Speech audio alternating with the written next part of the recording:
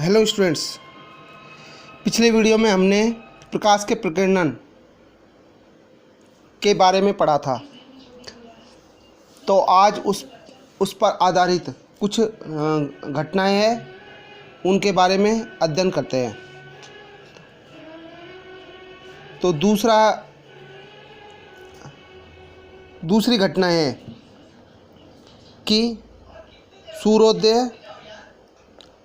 सूर्योदय एवं सूर्यास्त के समय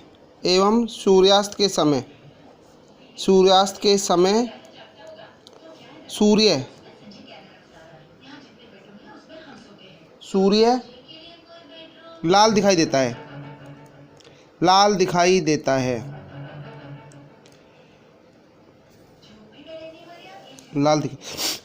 देखिए, वैज्ञानिक रेले के अनुसार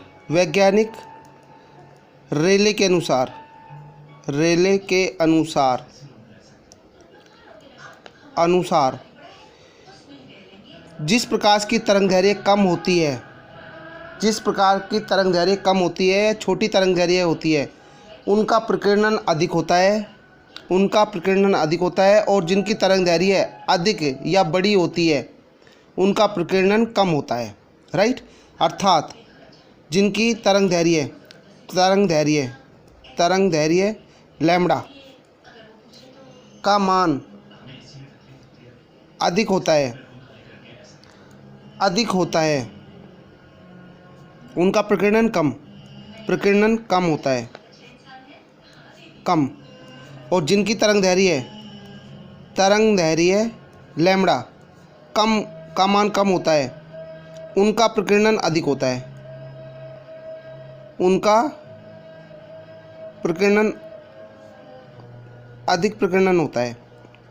प्रकीर्णन होता है।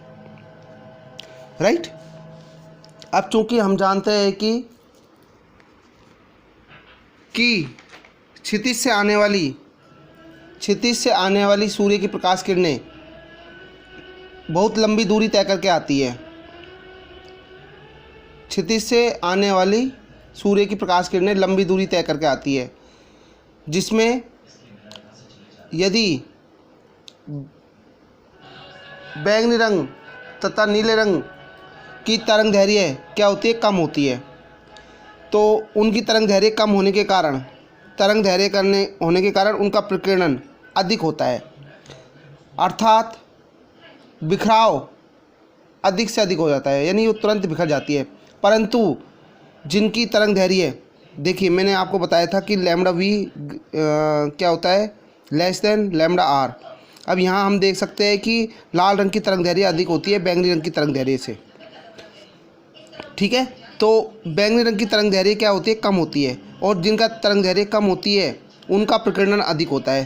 प्रकीर्णन अधिक का मतलब कि वो लंबी दूरी से आने पर उनका बिखराव जल्दी हो जाता है, यानी उनका वो प्रकाश किरणें तुरंत प्रकीर्णित हो जाती है। परंतु जिनकी तरंगदैर्घ्य अधिक होती है, जैसे लाल रंग की तरंगदैर्घ्य अधिक होती है, तो उनका बिखराव नहीं हो पाता है, अर्थात वो प्रकाश किरणें प्रकीर्णित नहीं हो पाती, उनका प्रकीर्णन कम हो पाता है।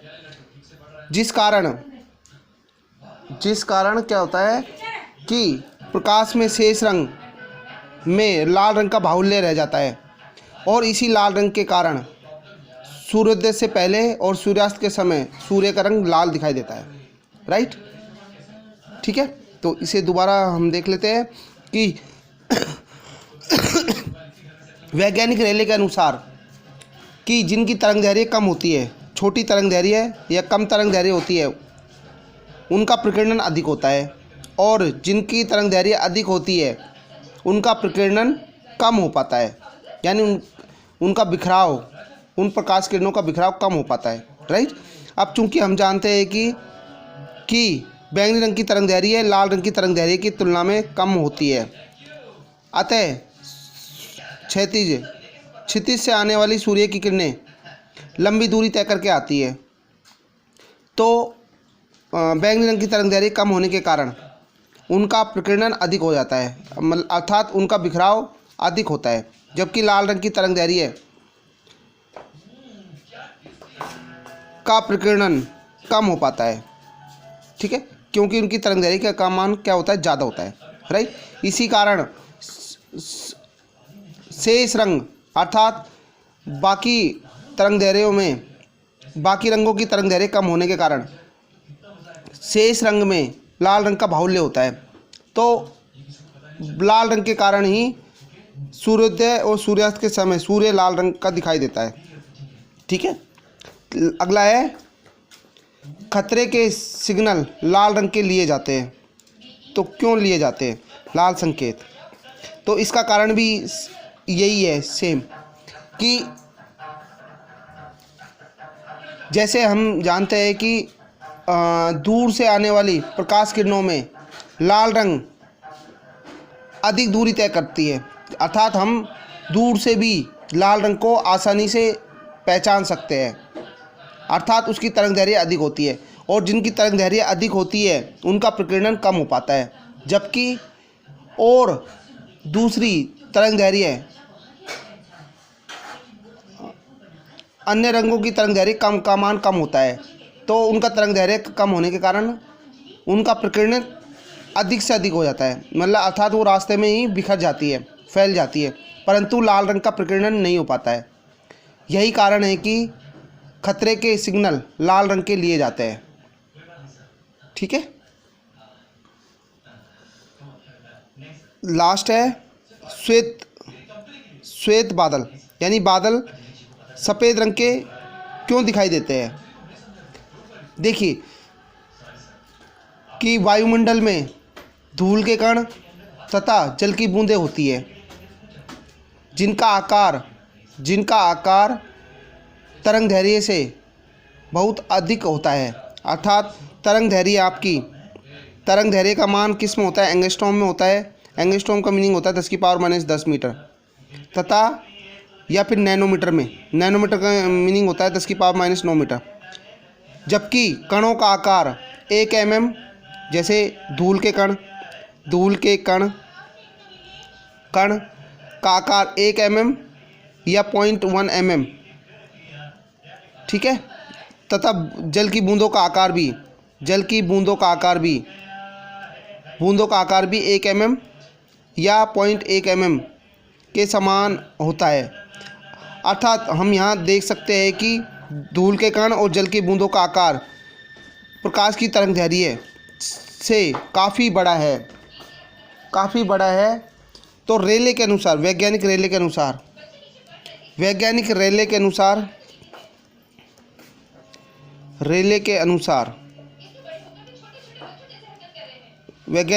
अनुसार किसी वस्तु का आकार प्रकाश की तरंगदैर्घ्य से अधिक होता है। वस्तु का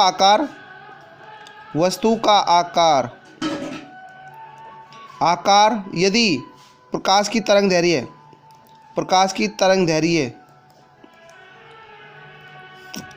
से अधिक होता है, वस्तु का आकार यदि प्रकाश की तरंगदैर्घ्य से अधिक होता है तो उस प्रकाश का प्रकीर्णन नहीं हो पाता है।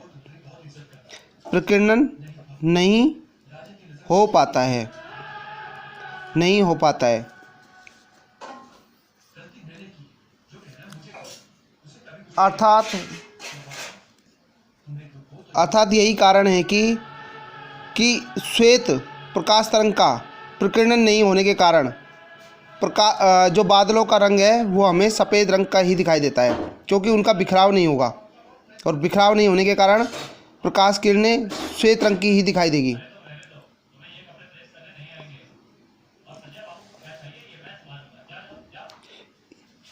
यही कारण है कि बादल हमें श्वेत रंग के दिखाई देते हैं, राइट। नेक्स्ट टॉपिक है इंद्रधनुष, रेनबो।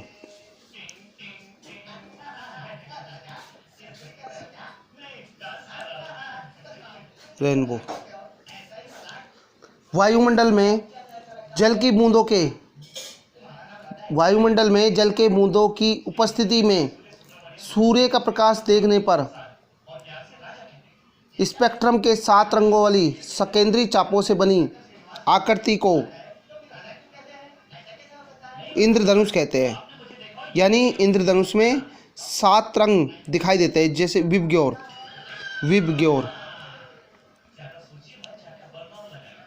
ठीक है। तो जिसका मुख्य कारण प्रकाश का अपवर्तन, पूर्ण आंतरिक परावर्तन तथा वर्ण विक्षेपण है। इन तीनों के कारण ही इंद्रधनुष बनता है। अब इंद्रधनुष मुख्य रूप से 2 प्रकार के होते हैं। पहला आता है प्राथमिक इंद्रधनुष।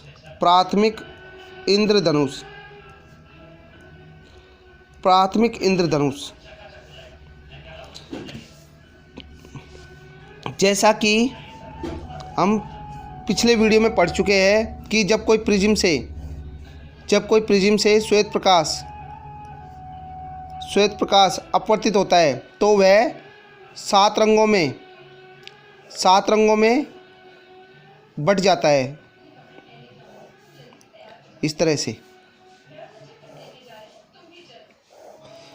VIBGYOR,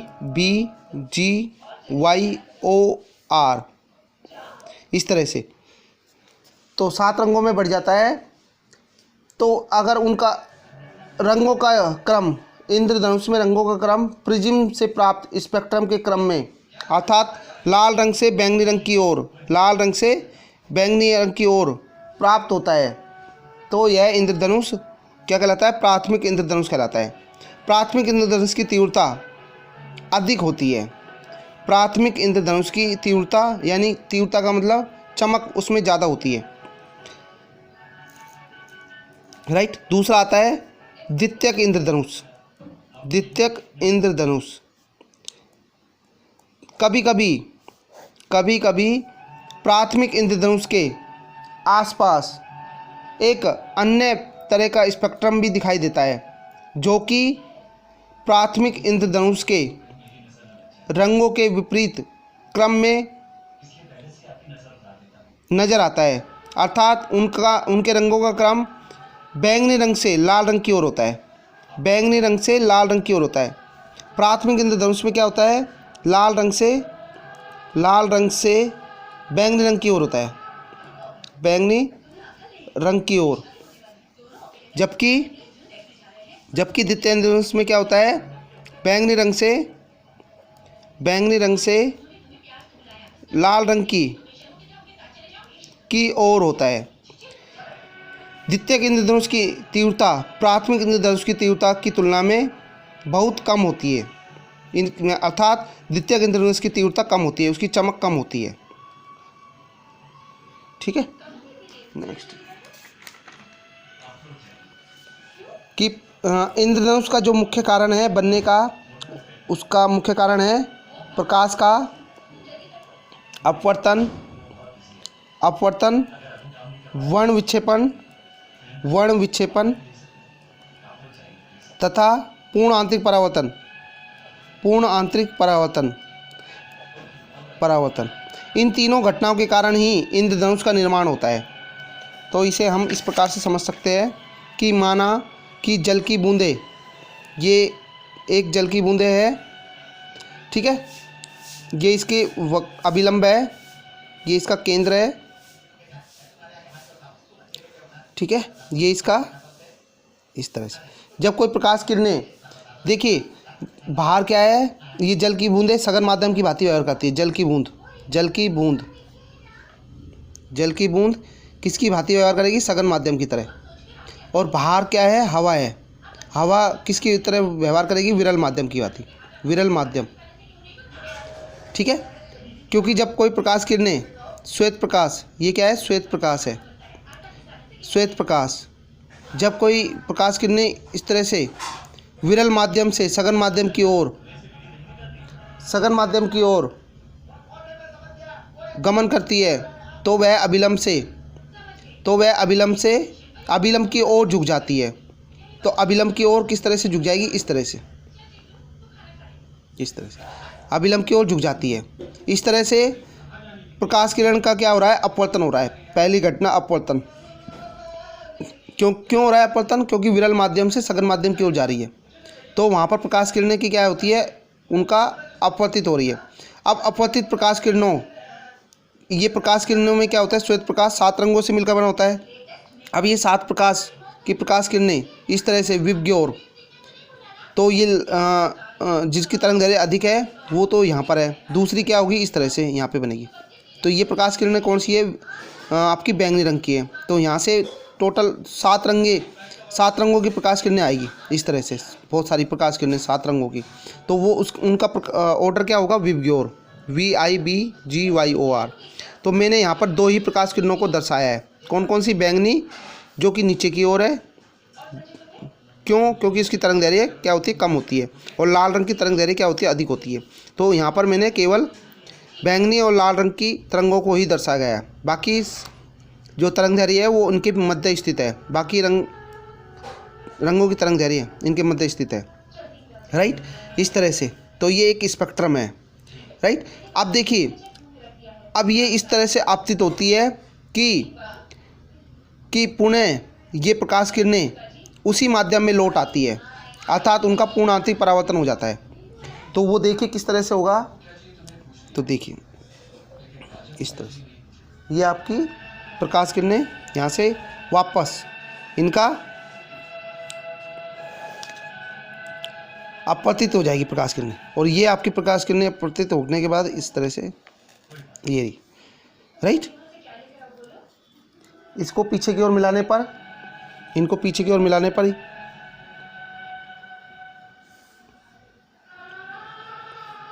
इस तरह से। अब देखिए ये आपकी क्या होगी, लाल रंग होगी, ये लाल रंग है, लाल रंग पीछे की ओर रेड, और ये तरंग दैर्घ्य कौन सी होगी आपकी, बैंगनी रंग, बैंगनी रंग, ठीक है। तो ये आप आँख से कितना एंगल बनाती है, 40 डिग्री, आँख से 40 डिग्री एंगल बनाती है, और ये 42 डिग्री एंगल बनाती है पृथ्वी से, राइट। तो इस तरह से आपका इसमें तीनों घटनाएं हो रही है। पहले कौन सी हो रही है कि प्रकाश किरणें क्या हो रही है, आपकी अपवर्तित हो रही है, विरल माध्यम से सघन माध्यम की ओर हो रही है। तत्पश्चात वर्ण विक्षेपण हो रहा है। वर्ण विक्षेपण का मतलब श्वेत प्रकाश जो अपवर्तित प्रकाश किरणें थी वो 7 रंगों में विभक्त हो रही है, तो यहाँ पर वर्ण विक्षेपण की घटना हो रही है। तीसरा, प्रकाश किरणें क्या हो रही है, पूर्ण आंतरिक परावर्तन अर्थात सघन मतलब प्रकाश किरणें वापस उसी माध्यम में लौट आती है, जिस माध्यम से वो आपतित होती है। तो इस तरह से पूर्ण आंतरिक परावर्तन हो रहा है। तो यहाँ पर इंद्रधनुष में मुख्य रूप से 3 घटनाएं हो रही है, राइट, अपवर्तन, वर्ण विक्षेपण और पूर्ण आंतरिक परावर्तन, राइट। तत्पश्चात नेक्स्ट टॉपिक है आपका प्रकाशिक यंत्र। अब देखिए, प्रकाशिक यंत्र मुख्य रूप से 2 प्रकार के होते हैं, ठीक है। एक होता है आपका मानव नेत्र, और दूसरा होता है आपके जो ऑप्टिकल प्रकाशिक यंत्र, ठीक है। मानव नेत्र पहला है आपका मानव नेत्र, दूसरा आता है यंत्र। अब यंत्र में कौन कौन से आएंगे, 2 दोबारा से पुनः आएंगे, सूक्ष्मदर्शी और दूरदर्शी, ठीक है। तो सबसे पहले हम अध्ययन करते हैं मानव नेत्र। तो मानव नेत्र में क्या होता है, सबसे पहले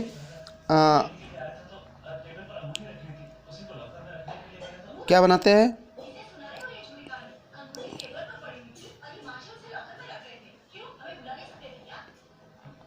ये लेंस है,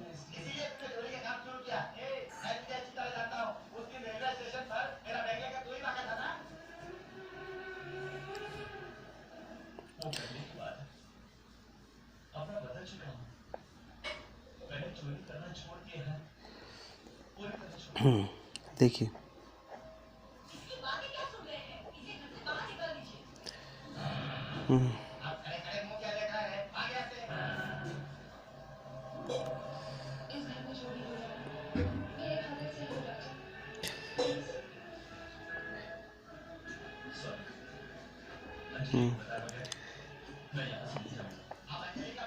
देखिए उत्तल लेंस, ये क्या है, प्राकृतिक निर्मित उत्तल लेंस है, राइट।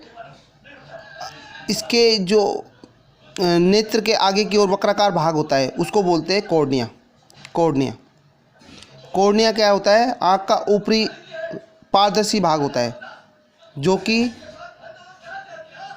सामान्यतः सफ़ेद रंग का बना होता है। ठीक है, ये कि पारदर्शी माध्यम होता है। इस पारदर्शी माध्यम के पीछे की ओर एक लिक्विड भरा होता है। इस लिक्विड को एक्वस ह्यूमर कहते हैं। एक्वस ह्यूमर, ठीक है, एक्वस ह्यूमर, एक्वस ह्यूमर, ठीक है। और इसके पीछे की ओर क्या लगा होता है? एक प्राकृतिक लेंस होता है, जो कि उत्तल लेंस की भांति व्यवहार करता है। इस उत्तल लेंस के पीछे की ओर एक द्रव भरा होता है, जिसको हम वाइट्रस ह्यूमस कहते हैं, यानी काछाप द्रव। काछाप द्रव, काछाप द्रव, यानी जिसको बोलते हैं विट्रस, विट्रस ह्यूमर। ये लेंस है, ये मांसपेशियों पर टिका होता है, तो उस मांसपेशियों को बोलते हैं पक्षमाभी मांसपेशियाँ। पक्षमाभी मांसपेशियाँ, मांसपेशियाँ। इन मांसपेशियों का कार्य ये होता है कि यह प्रकाश किरणों जो आँख में प्रवेश करती है उनके मध्य सामंजस्य स्थापित करता है, अर्थात जो वस्तु की इमेज है वो रेटिना पे बनती है, उनको फोकसित करता है। पीछे की ओर जो इमेज बनती है वो कहाँ पर बनती है? मुख्य रूप से रेटिना पर बनती है, रेटिना पर। अब रेटिना से जो पीछे की ओर ये मांसपेशियाँ होती है, इनको बोलते हैं सिलिएटरी, सिलिएटरी मांसपेशियाँ, जो कि मस्तिष्क की हो जाती है। सिलिएटरी मांसपेशियाँ, मांसपेशियाँ जो इसमें आँखों के में जो एक्वस ह्यूमर और काछाप ह्यूमर भरा होता है, इनका अपवर्तनांक लगभग अपवर्तनांक कितना होता है? लगभग 1.336 होता है। ठीक है। अब देखो, आँखों से कोई भी वस्तु को स्पष्ट देखने के लिए एक न्यूनतम दूरी की आवश्यकता होती है।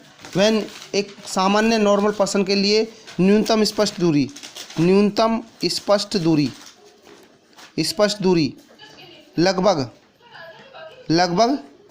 कितनी होती है? 25 सेंटीमीटर। लगभग कितनी लेते हैं? 25 सेंटीमीटर। अर्थात आँख से उसे कितनी दूरी पर रखें कि वह वस्तु हमें स्पष्ट दिखाई देती है। तो वह सामान्य व्यक्ति के लिए न्यूनतम स्पष्ट दूरी कितनी लेते हैं? 25 सेंटीमीटर। अर्थात 25 सेंटीमीटर पर वह वस्तु हमें बिल्कुल क्लियर नज़र आएगी, तो उसको हम कैपिटल डी से भी दर्शाते हैं, राइट। अब देखो, नेत्रों के कुछ दोष है। वो दोष किस प्रकार से? 4 दोष है। पहला दोष आता है निकट दृष्टि दोष, निकट दृष्टि दोष। दूसरा आता है दूरदृष्टि दोष, दूरदृष्टि दोष। तीसरा आता है आपका जरा दृष्टि दोष, दृष्टि दोष। लास्ट है अबिंदुकता, अबिंदुकता, राइट। तो पहला लेते हैं अपन निकट दृष्टि दोष, निकट दृष्टि दोष। दोष कि नेत्र का वह दोष जिसमें निकट की वस्तु तो स्पष्ट दिखाई देती है, लेकिन दूर की वस्तु स्पष्ट नहीं दिखाई देती है।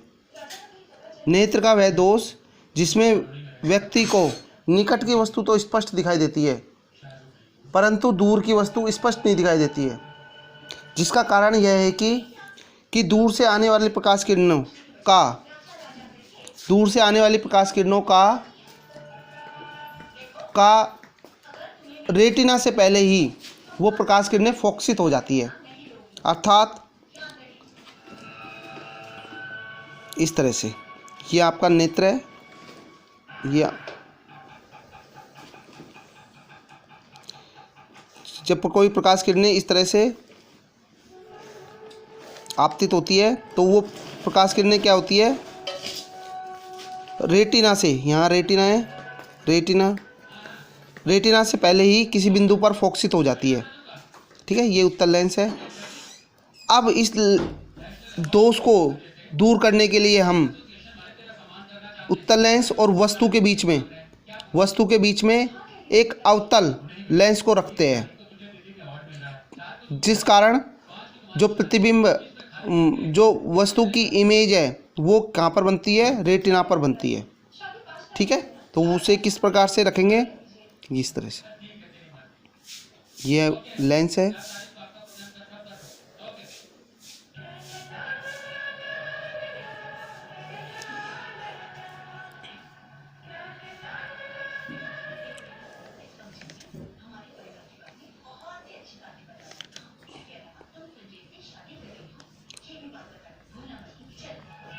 ये उत्तल लेंस हो गया, उत्तल लेंस। ये आँख है और ये क्या है, अवतल लेंस है, अवतल लेंस वस्तु है।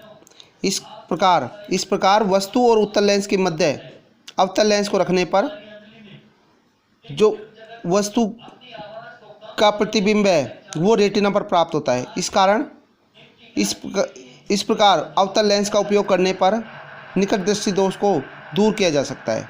ठीक है, नेक्स्ट हम अगली वीडियो में पढ़ेंगे दूर दृष्टि दोष।